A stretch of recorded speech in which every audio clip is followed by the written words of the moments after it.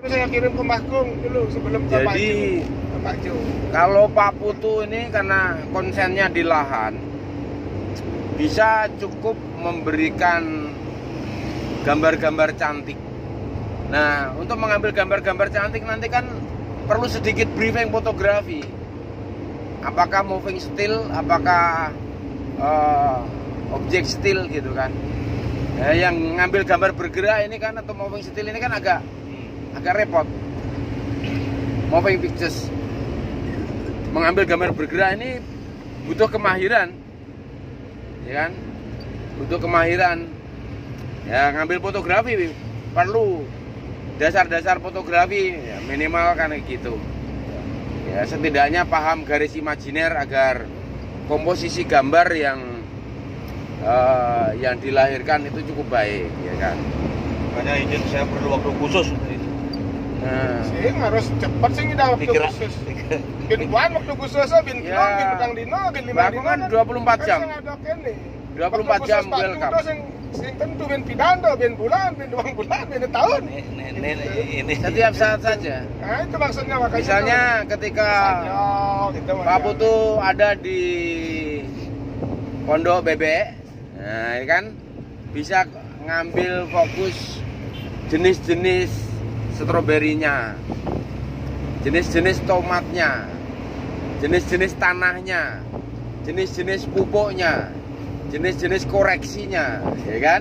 Ya. Jadi kita akan memenuhi standar jurnalistik komunikasi masanya. Pak Putu ada di mana? Lagi ya dengan siapa? Sedang ngapain? Ya kan? Berapa lama ada di Pondok Wek-Wek, ya kan? Nah, kemudian bagaimana menjalankan tugas di Pondok Wek-Wek ini? Ya kan? Apakah macul doang? Apakah bikin bibit saja? Atau bikin bedeng-bedeng saja? Atau memupuk saja? Atau semuanya dari nyangkul sampai manen, ya kan? Kalau manen bakung lah, ya kan? Kan udah ngicipin panen pertama.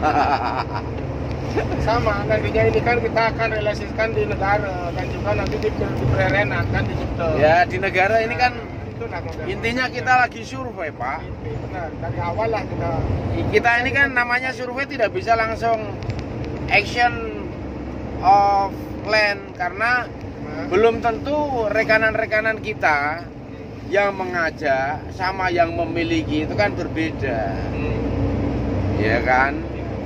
Jadi yang diberikan kuasa penuh ini kan bukan pemilih yang sesungguhnya. Modal ada pemodalnya, ada fundernya, ada fundingnya, ada sponsorshipnya kan gitu. Sehingga lahirlah lahan 11 hektar yang menjadi sertifikat milik. Dan itu sumber uangnya kan dari negara lain, penanaman modal asing. Nanti ketika kita kerjakan dengan optimal, apakah pemilik modal asing ini juga welcome? Kan perlu nota kesepakatan juga. Atau kita ini ya lapang jiwa seperti garap lahan tidur kasarannya gitu. Ya toh? Menggarap lahan tidur itu kan kita nggak boleh marah kalau yang punya minta. Ini kesalahan-kesalahan yang sering terjadi tumpang tindih. Hanya menggarap lahan tidur ketika yang punya sertifikat datang, yang garap marah, ya kan? Karena nggak diganti rugi. Lah selama digarap kan menghasilkan.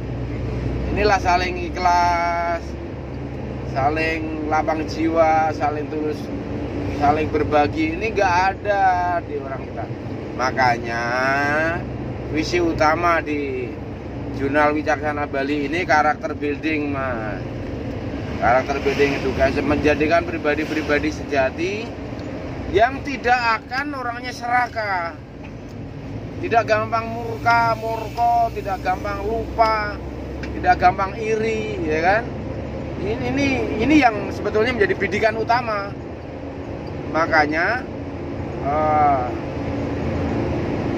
gerakan-gerakan subsidi silang yang kita lakukan agar semua juga bergerak itu bermanfaat buat human, lahirnya pribadi-pribadi sejati. Ya, Pak.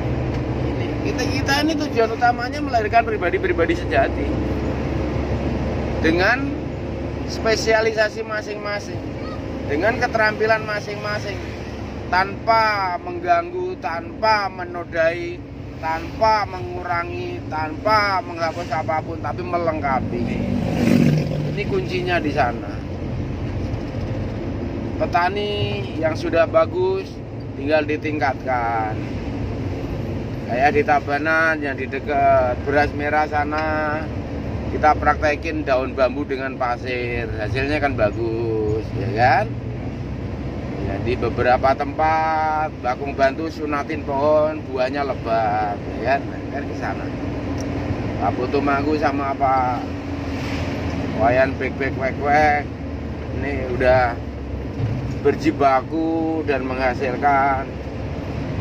Sekarang kita mampu meningkatkan, mampu mengembangkan, mau mempertahankan nggak, ya kan? Mempertahankan aja kan berat. Mempertahankan tetap eksis dan ada. Jangan-jangan nanti berhenti kayak yang di greenhouse Tabanan. Tahu kan di greenhouse? Yang mensuplai sayur mayur di hotel-hotel dan restoran-restoran. Begitu lockdown terus mandek total, harusnya kan tidak perlu mandek. Harusnya nggak perlu mandek. Mungkin suplainya dalam kapasitas kecil, tapi frekuensinya dan kuantitasnya ditambah. Ya kan? Kita ini menjadi korban teknologi canggih. Setiap kali kita itu diberikan informasi tidak dikaji dengan akurat. Langsung percaya, gampang terpengaruh, rusaklah. Tanpa analisa objektif, bagaimana kebenarannya, bagaimana mengatasinya, bagaimana pola yang mesti dijalankan sesungguhnya, ya kan? Aneka penanggulangan itu kan harus arif bijaksana, apapun itu. Kalau banjir di sawahnya Pak Putu, apa yang dilakukan? banjir. Ya, Iya. Nah, saluran kotnya kita bisa cek. Nah, kan Apa- tadi punya. Apa yang menyebabkan banjir itu? Nah, Jadi saluran irigasinya kita kemampuan apa enggak? Bagaimana? nah kan nggak bisa. Pembuangan air kita ini enggak tersirkulasi enggak? Makanya ada ahli subak, ya enggak? Supaya lahan nggak kebanjiran. Dengan demikian petani kan menguasai ilmu subak, ya kan? Menguasai ilmu subak, menguasai ilmu pengolahan tanah, menguasai ilmu pembibitan, menguasai ilmu pemeliharaan, menguasai ilmu pemanenan, menguasai ilmu pengawetan. Belum. Panen berlimpah kebanyakan busuk. Mulai dari ikan sampai pertanian, kalau panen berlimpah busuk, mampu nggak kita multidimensi produksi? Iya kan? Artinya mampu nggak kita memanfaatkan hasil panen itu dengan diversifikasi? Misalnya dari ikan ini kita bikin, selain ikan asin, bisa bikin sarden, bisa bikin kornet, ya kan?